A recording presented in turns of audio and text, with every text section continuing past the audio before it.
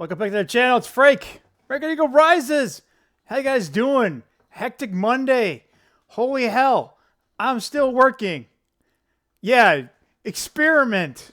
Frank's always trying to experiment. We're trying to figure out what the hell works on this dumb YouTube channel. What? How you guys doing first off, right? I see our chief financial consultant, Yoda, is here, ready to rock and roll. I'll save it for another video. Work is... Yeah, we got a meeting at 4 o'clock. So we got what? We got almost 20 minutes. I want maybe 15 minutes. Load it up. Hopefully, the meeting ends. Go for a walk. Come back. I had an idea for another video. I'm not sure how to work it because I want to kind of be like one of those YouTube reaction. And this is a good one. So anyway, I got to get it in somehow. I got to experiment. It might turn into... So anyway, guys. Yeah. Yeah, anything crazy stuff happen over the weekend? No. I don't know. You guys tell me. But let's look at the market, shall we? Yeah, guys. Yoda's ready to drop the hammer down here. He's looking at me and very intently. So, yeah, we got another 20 minutes before the Wall Street market closes. Whatever. Put in your... What do you guys want me to call Wall Street? Bull Street? Bullshit Street? Yeah. So remember how I said gold and silver are probably going to recover? They kind of are. Gold's up. Actually, gold just new all-time high. It tells you everything. It tells you everything, guys. Like if you're just looking at gold, obviously there's more things than that, right? Silver is recovering slightly. It hasn't made that back, but it's up 1.2. All my miners are coming back like Rocky. So this is again battle of the bulge time. Even crypto's joining in. Even SPY is joining in. The treasury yield is at 3.99. So again, that ultimate 4 handle, it doesn't want to go too far below. Doesn't seem to want to go much higher than 4.5. Obviously 5 is probably the tippy top, but yeah, the dollar DXY is positive. It hasn't gone down. So 98. Yeah, guys, this steady as she goes? No, I don't think so, man. This is...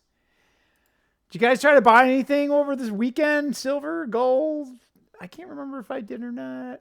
No, I did a lot of work around the house, so... Yoda!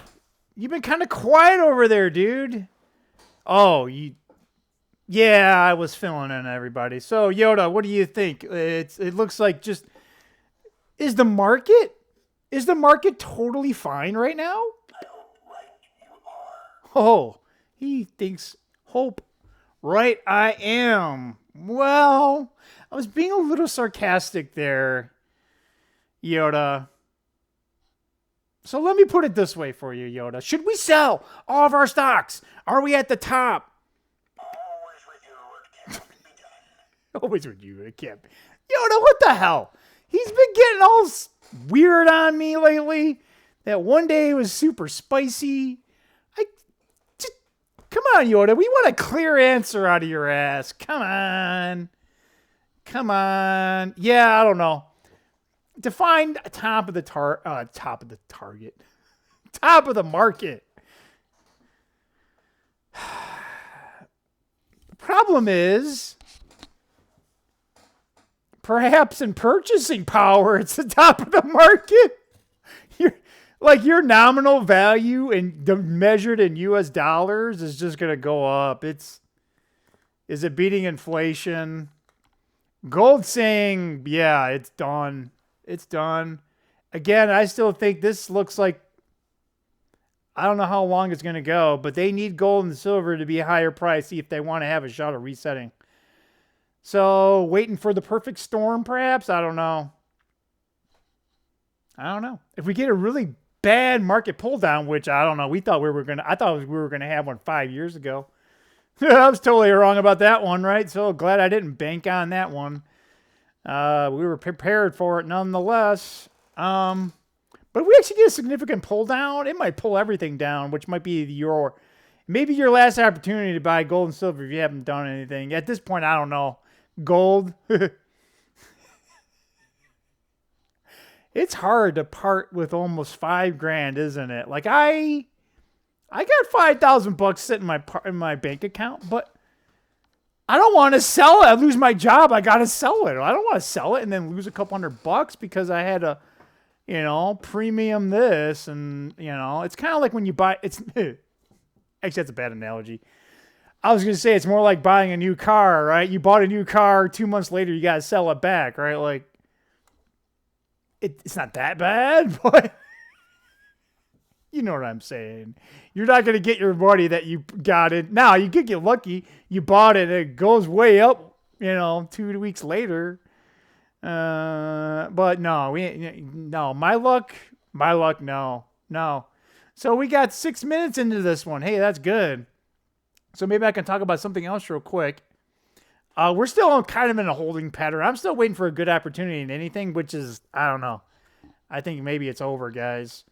Maybe best bet right now is to, even though everything's going up in price, is to just limit your spending on everything as much as possible. If you don't need it, don't get it unless you are buying it, that you use it. I don't want to call it prepping, but it's kind of like prepping in a way.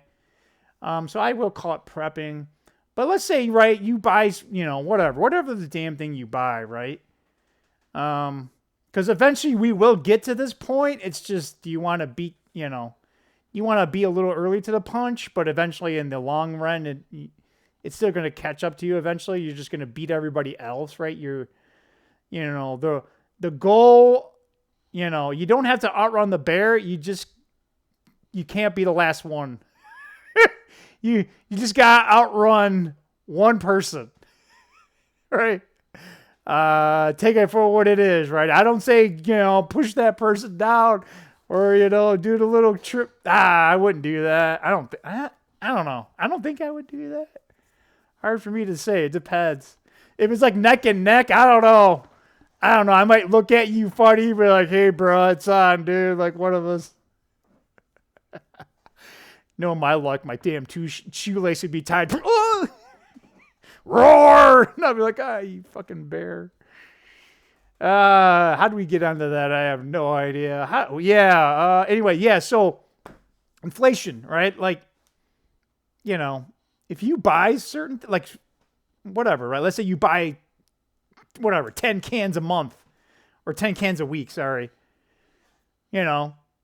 Maybe buy 15, right? Like, I don't need, all right, so you have 5, right? And then every time you go to the store, just buy 15, right? So eventually your stockpile will get bigger, right? And then, right? Because if the food prices go up, you're kind of locking in your cost bases. But you got to be, number one, it's got to be something you actually like, right? Like don't get stuff that you don't even really like, or maybe you like it, but you're just like, oh yeah, I can't eat it 5 times a day or 3 times whatever the hell, whatever your eating schedule is. Because I like certain things, and now it's like, man, I used to be like the same thing every day.